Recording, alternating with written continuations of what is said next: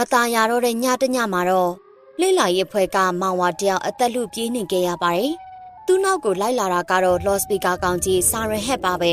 ။ဟိုး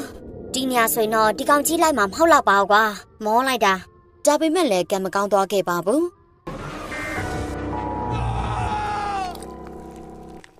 ။ဇလန်ရဲ့အစာကတော့ဒီမှာပါ။နေရာတကာပြဖြစ်နေတဲ့မဲပြားစပြီးဒီနေရာအရင်ကလှပပြီးตายရတဲ့နေရာပဲကွာ။မဲနေရလေဒါကိုလက်ခံလိုက်ပါတယ်။ဟုတ်တယ်နော်။ဒီနေရာမှာစကန်ချတာငါတို့အတွက်တော့နှက်ပြီပဲကွာ။မောင်နေရလေအားကြမခံထပြောလိုက်ပါလေရော။အိုးဟိုနေရာပြောတက်လိုက်တာတကယ်နှက်ပြီပဲ။ငါတို့ဒီနေရာရဲ့ vibe ကိုတောင်းရင်ကြိုက်နေပြီ။ဒီနောက်မဲပြားကငါတို့မိုးမချုပ်ခင်ထင်းချောက်တွေသွားရှာထားရမယ်။ညရောက်ရင်ငါတို့မီးလုံကြမယ်လေ။ဒီနောက်မဲ့ပြတယောက်ထင်းချောက်တွေရှာဖို့ထွက်သွားပါတော့တယ်။ညဘက်ကိုရောက်တဲ့ခါမှာတော့တငယ်ချင်းလေးယောက်သားမီးလုံရင်ညစာစားနေခဲ့ကြတာပေါ့။စားပြီးတဲ့နောက်ကောင်းဆောင်မဲ့ပြကပဲငါတို့စောစောအိတ်ကြရင်ကောင်းမယ်။မနှက်ပြမနှက်ဆိုရင်တောင်ပေါ်တက်ရအောင်မနဲ့ဆိုတော့ပင်မပါလေ။ဒီနောက်မှာတော့ကိုရဲ့ရွက်ဖြင့်တဲရီထဲမှာပဲကိုစီအိတ်ဖို့လှုပ်နေကြတာပေါ့။ Good night ပါမယ်နီရေ။အေး good night ဒါပေမဲ့သူတို့ကောင်းကောင်းတော့မအိပ်လိုက်ရသေးပါဘူး။စာရန်အုတ်ဩတန်ကြီးကကြောက်စရာကောင်းလောက်အောင်ထွက်လာတာပါ။မဲပြာကပြာနဲ့လှန့်သွားပြီး Oh God ဘာတန်ကြီးလဲဟာငါအိမ်မက်များမှတ်နေလားမဟုတ်တော့ပါဘူး။မဟုတ်ဘူးအိမ်မက်မဟုတ်ဘူး။ဒီနောက်မှာတော့မဲပြာကသူတယောက်တည်းပဲဒီအတန်ကြီးကပါတန်ကြီးလဲဆိုတာကိုသိရအောင်ထွက်သွားပါတော့တယ်။ဒီတန်ပါတန်ကြီးလဲဟာပိုနီးလာတယ်လို့ပဲအဲ့ဒီနောက်တော့သွေးတွေကြားထဲမှာရောက်နေတဲ့အုတ်ထုပ်တစ်လုံးကိုလည်းမြင်လိုက်ရပါလေရော What ဒါပါလေအုတ်ထုပ်ကြီးပါလားမဲပြာကနည်းနည်းတော့လန့်နေပေမဲ့ထွက်လာတဲ့ကြောက်စရာအတန်ကပါလဲဆိုတာတော့အရန်ကိုသိချင်နေပါပြီအဲ့ဒါကြောင့်ဆက်သွားလိုက်တဲ့အခါမှာတော့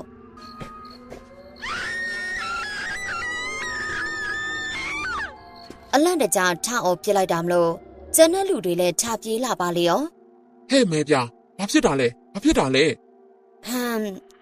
ဟိုမှာကြည့်ကြအောင်အဲ့ဒါဘာကြီးလဲဒီတခါတော့သွေးတွေတင်မဟုတ်ပါဘူးလူအယိုးချောက်ကြီးတစ်ခုကိုပါတွေးလိုက်ရတာပါပဲအားလုံးကတော့တော်တော်လှန့်သွားကြတာပေါ့ငါတို့တော့တီတောထဲကနေထွက်ဖို့လိုနေပြီထင်တယ်တီတောထဲမှာအသားစားတောကောင်ကြီးတွေရှိနေတာငါသိတယ်ဒီနောက်မှာတော့တငယ်ချင်းလေးယောက်သားတောထဲကနေလွတ်အောင်စတင်ထွက်ပြေးကြပါတော့တယ်ဒါပေမဲ့သူတို့ကမြန်မာလူကြီးတွေထွက်ပြေးသွားတာမလို့လမ်းတွေပြောက်ပြီးတိုင်တွေပါပတ်နေပါလေရောဟဲ့ငါတို့တွေဘယ်ရောက်နေရလဲနင်သိလားမသိဘူးလေဟာနင်ကပြေးဆိုတော့ငါတို့လည်းပြေးလာရတာမြေပုံကကြံခဲ့ပြီဟာရတယ်ဟာငါတို့တွေတီတောထဲကထွက်ရင်ပြီးရပဲရောက်ချင်ရရောက်ကွာနေထွက်လာရင်လမ်းရှာတွေ့မှာပဲ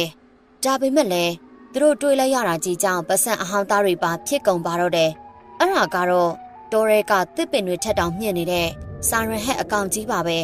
သူကလုံးဝကိုကြောက်စရာကောင်းတဲ့အတန်တွေဆက်တိုက်ထုတ်နေတာပါပြေးကြတော့ဟေးပြေးကြငါတို့သွားနေတဲ့လမ်းကဒီကောင်ကြီးစီဖြစ်နေတာဟာဒီနောက်အချိန်တော်တော်ကြာထွက်ပြေးပြီးမှပဲမြို့ရဲကိုပြန်ရောက်လာခဲ့တာပါအဲ့ဒါကြီးကဘာကြီးလဲဟာဘာကောင်ကြီးလဲနင်တို့သိလားမသိဘူးလေဟာအဲ့ဒါဘာကောင်ကြီးဖြစ်ငါတို့အိမ်ကိုမြင်မြင်သွားဖို့လိုနေပြီအေးဟုတ်တယ်ပြေးဒီနောက်မှာတော့မဲပြားတို့လည်းသူတို့ရဲ့အိမ်သားကိုဖြစ်ချင်းပြန်ရောက်လာကြပါတော့တယ်ဟာတော်ပါသေးတယ်ဟာငါအိမ်ပြန်ရောက်လာလို့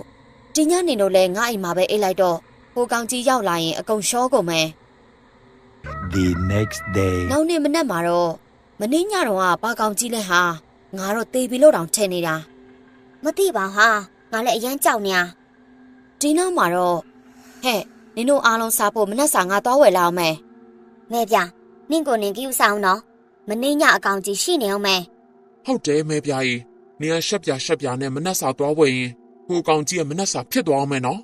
ဒီနောက်မှာမဲပြတယောက်တည်းမနက်စာဝယ်ဖို့ထွက်လာပါတော့တယ်ဟာဒီနေ့ကျမှမြူတွေကအရင်ကများနေတာပါလားငါကြောက်ပါရဲဆိုမှဒီနေ့မနက်မှာမြူတွေထူနေတာကထူးဆန်းတာမဟုတ်ပါဘူးထူးဆန်းတာကမင်းညကမဲပြတို့ကြားခဲ့တဲ့အတန်ကြီးကိုမြို့ထဲမှာပါကြားနေရပြီးလူတွေအကုန်အသက်လူထွက်ပြေးနေကြတာပါပဲပြေးကြဟေးပြေးကြအနောက်မှာလိုက်လာတာမင်းစားမဟုတ်ဘူးပြေးဒီအခါမှပဲမဲပြလဲဟင်မင်းညတော့အတန်ကြီးပါလားမြို့ထဲမှာဘာတွေဖြစ်နေပြန်ပြီလဲမသိဘူးသူပြောနေတော့မှပဲကားကြီးတစ်စီးကသူ့စီကိုဝဲလာပါလေရောအိုးကန်ကောင်းလို့ပါလား ကားပြီးငါတေတော့မလို့မဲပြလည်းအရှမ်းကိုလှန့်သွားပြီးသူ့ရဲ့အိမ်ကိုရောက်ဖို့အမြန်ဆုံးနည်းနဲ့ပကံလုံးနဲ့ပါစီးပြီးပြန်ပြေးပါလေရောလောလောဆယ် channel လေးကို subscribe မလုပ်ရသေးပဲကြည့်နေတာဆိုရင်တော့ subscribe လုပ်ထားပေးပါအောင်နော်ဒီနောက်မှာတော့ဟဲ့ငါတို့မြို့ထဲမှာဘာဖြစ်နေလဲမသိဘူးမင်းညငါတို့ကြားခဲ့တဲ့အတန်မြို့ထဲမှာလည်းကြားနေရတယ်ဟိုကောင်ကြီးမြို့ထဲထိလာနေပြီထင်ပါတယ်ဟာ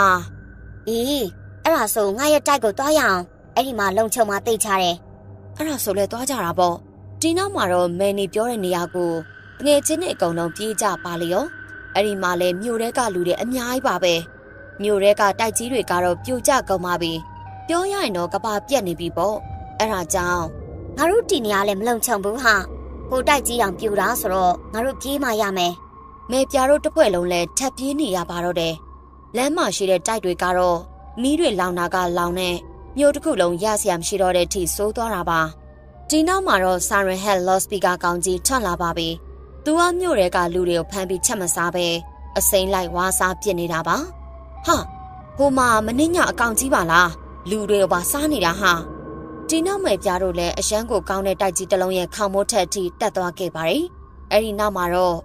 ဟာဟိုမှာဟယ်လီကော်ပတာပါလားဟုတ်တယ်ဒါပေမဲ့ငါတို့ကန်ဆိုးတာပဲအဲ့ဒါစစ်တိုက်ဖို့သုံးတဲ့ဟာကြီးဆာရဟတ်တို့ကတော့တာမန်တိုက်လေးတွေဆိုရင်စက္ကန့်ပိုင်းလောက်နဲ့တင်ဖြိုချနိုင်တဲ့အထိအစွမ်းထက်နေတာပါပဲမြို့ထဲမှာတော့ကယ်ဆယ်ရေးအဖွဲ့တွေလည်းရောက်လို့နေပါပြီငါတို့ကဒီမြို့ထဲပိတ်နေတဲ့လူတွေကိုကယ်ဖို့ပဲခဏနေကြရင်အဲ့ဒီအာကျဲတဲ့ loud speaker ကောင်ပုံကျဲပြီးတတ်မှာပါအရန်လဲစိတ်ဘူးမနေနဲ့လာငါနောက်ကိုလိုက်ခဲ့လူတွေကတော့ဆာရဟတ်နဲ့ဝေးတစ်ထက်ဝေးအောင် special plan တွေပါတက်ပြီးပြေးကြပါတော့တယ်စစ်ဟယ်လီကော်ပတာတွေကတော့ဆာရဟတ် loud speaker ကောင်ကြီးကိုသူတို့ရဲ့အစင်းမြင့်လက်နက်ကြီးတွေနဲ့စတင်ပစ်ခတ်နေပါပြီဒါပေမဲ့လည်းဒီ loud speaker ကောင်ကြီးကအရှမ်းကိုမာတာဖြစ်ပြီးသူ့ကိုပစ်နေတဲ့ဟယ်လီကော်ပတာတွေကိုပါပြက်ကျအောင်လှုပ်ပစ်နေတာပါညီမလေးတို့ဒီမှာခဏနေကြအောင်နော်ကိုကြီးတို့ရဲ့အဖွဲ့တွေကြာကုန်လို့ခဏနေကြရင်တော့တက်ကူတွေလာတော့မှာပါခဏပဲစောင့်ဟုတ်ဒါပေမဲ့အကောင်ကြီးကတီကိုလာနေပြီထင်တယ်ကျမခြေတံတွေကြားနေရတယ်မြို့ထဲမှာတော့လူတွေရှင်းသွားပါပြီတိုက်တွေကတော့ရဆရာမရှိအောင်ကိုပျက်စီးသွားတာပါပဲသိမကြပါဘူးဆာရဟတ်ကြီးကမြို့ထဲကလမ်းတွေပွားနေတဲ့ဆင်ပြေးထွက်လာပါတော့တယ်ဒီကောင်ကြီးကအရန်ကိုမြန်လွန်းပါတယ်မေပြားတို့ဖွဲ့လဲ special plan တက်ပြီးပြေးရပါလေရောဒါပေမဲ့မပြေးနိုင်တဲ့သူတွေကတော့ဆာရဟတ်ကြီးရဲ့လက်ထဲမှာအသက်ပေးနေရပါပြီဒီကောင်ကြီးကရိုးရိုးမတတ်ပါဘူးနားမခတ်နိုင်တဲ့အတန်တွေနဲ့လူတွေကိုတတ်တာပါ